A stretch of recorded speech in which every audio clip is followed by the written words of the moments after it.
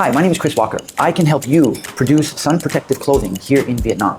Follow me to learn more about the debate between sunscreen and protective clothing to reduce skin cancer around the world. Well, you brought up a good point about applying sunscreen. So first of all, our skin works as a barrier. So our skin is our first line of defense. It's a defense system that we're all born with.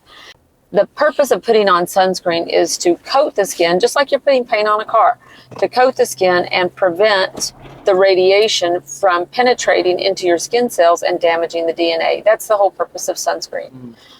There's two types of sunscreen. There's one, they're really all chemical sunscreens, but the ones that I call chemical sunscreens are more like the avobenzone. There's just a whole list of them.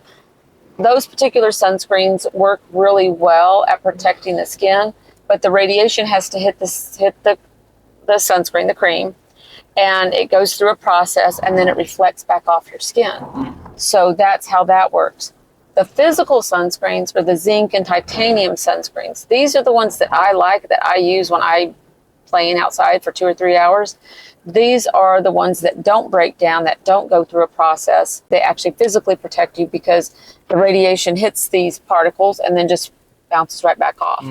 But, the downside of it is they get on your clothes. They have a white pasty glow. There are tinted zinc and titanium sunscreens that I really like. And it's kind of like wearing makeup or foundation, so they don't look so obvious. But the problem is you get them all over your clothes and they don't wash out too well. And to take them off is not easy either, to take off those particular sunscreens.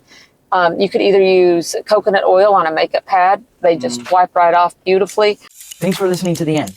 Contact me if you want to learn more about producing sun-protective clothing here in Vietnam. Thanks for listening. Have a great day. And remember, thoughts are things, and where there's a will, there's a way. Welcome to Vietnam.